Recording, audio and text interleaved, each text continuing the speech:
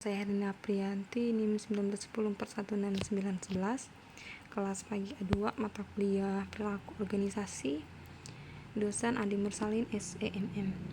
Baiklah, di sini saya akan menjelaskan ringkasan saya, yaitu bab 3 tentang keberagaman dalam organisasi. Keberagaman dalam organisasi merupakan suatu hal yang sangat penting saat ini.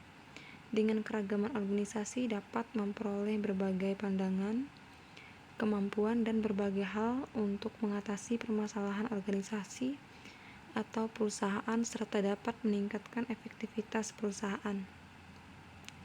Dalam sebuah organisasi atau perusahaan, berkumpulnya orang-orang dengan karakteristik dan latar belakang yang berbeda dapat memberi pengaruh yang positif jika dikelola dengan baik dan dapat menjadi kekuatan sepanjang dan selama pengelolaan yang menyebabkan organisasi menjadi efektif mencapai tujuannya. Pengertian keragaman dalam organisasi. Keragaman organisasi adalah masalah yang semakin menjadi pokok pembicaraan di banyak bisnis, khususnya di Departemen Sumber Daya Manusia.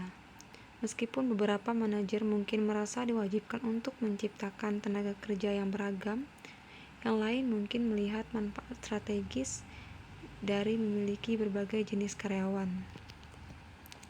Untuk menjelaskan istilah keragaman, penting untuk dipahami bahwa keragaman secara langsung mempengaruhi tempat kerja dan dengan signifikan yang semakin meningkat. Istilah keragaman mencakup pemahaman dan penerimaan fakta bahwa orang memiliki karakteristik individu yang membuat mereka unik satu sama lain, terutama ketika membandingkan individu dengan satu kelompok. Ciri-ciri tersebut dapat mencakup ras, etnis, jenis kelamin, agama, ideologi politik, orientasi seksual, usia, kemampuan fisik, atau status sosial ekonomi. Menurut Abudi pada tahun 2012, dalam mendefinisikan keragaman untuk organisasi, perlu diingat beberapa hal. Yang pertama, keberagaman bukan hanya sekedar ras, jenis kelamin, agama, penampilan, dan kemampuan fisik dan mental. Yang kedua, bagaimana individu mempersepsikan dan merasakan tentang keragaman yang dipengaruhi oleh bagaimana mereka dibesarkan, keluarga dan teman-teman mereka, dan pengalaman masa lalunya. Yang ketiga, keragaman harus didefinisikan bagaimana beberapa hal mempengaruhi cara karyawan harus bekerja, termasuk staf yang bekerja di berbagai lokasi global atau mitra atau para pemasoknya. Yang selanjutnya, jenis keragaman dalam organisasi. Menurut Reiners pada tahun 2020, sejumlah faktor yang menentukan keanekaragaman yang disebabkan perbedaan individu yang umumnya dipertimbangkan saat membahas keragaman dalam organisasi, dengan 34 jenis karakteristik keanekaragaman teratas di sejumlah karakteristik lainnya. Yang pertama, cacat kognitif, cacat kognitif. Yang kedua, kemampuan fisik dan cacat tubuh. Yang ketiga, kesehatan mental.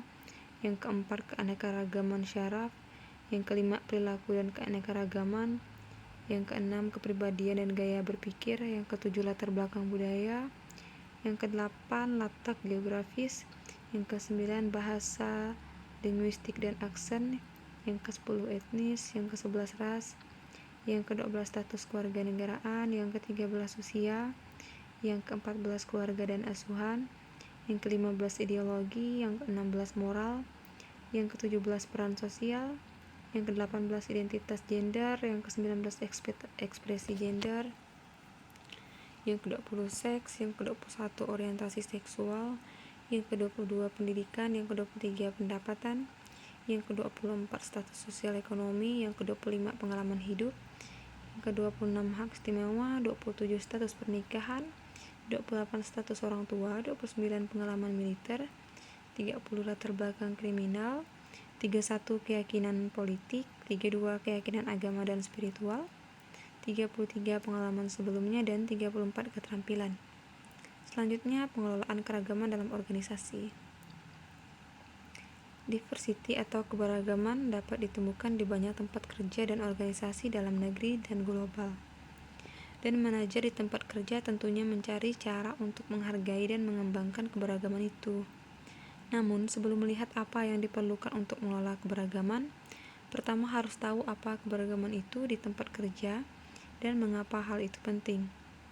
Mengelola keberagaman atau managing diversity berarti lingkungan kerja yang adil.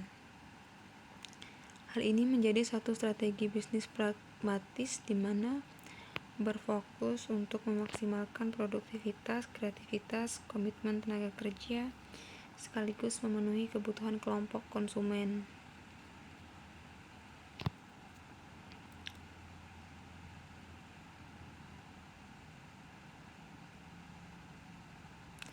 Manfaat keragaman dalam organisasi. Keragaman dalam organisasi berarti penerimaan dan pelibatan karyawan dari semua latar belakang. Keragaman dalam organisasi merupakan aset penting karena mengakui kekuatan individu dari setiap karyawan dan potensi yang mereka bawa. Menghargai perbedaan orang lain adalah hal yang pada akhirnya menyatukan kita semua dengan dapat menjadi rahasia menuju organisasi yang sukses dan berkembang, serta budaya kerja yang adil. Selanjutnya, tantangan dalam penerapan keberagaman organisasi. Dalam konteks organisasi, keragaman mengacu pada kesetaraan peluang dan pekerjaan. Saat ini telah menjadi mode untuk memiliki beragam karyawan yang berasal dari semua kelas dan kecenderungan, sehingga nuansa kebenaran dan kemanusiaan dapat diaktualisasikan. Namun demikian bukan berarti keberagaman organisasi telah berhasil atau telah menjadi norma dalam organisasi. Selanjutnya, strategi mengelola keragaman dalam perusahaan. Keragaman dalam organisasi merupakan hal mutlak bagi sebuah perusahaan. Maka dari itu perlu direncanakan strategi pengelolaan untuk mengatasi masalah yang timbul dari perbedaan tersebut. Kelompok antusiasme meningkat telah menciptakan industri perusahaan yang berkembang yang menjadikan untuk mengukur, menganalisis, dan meningkatkan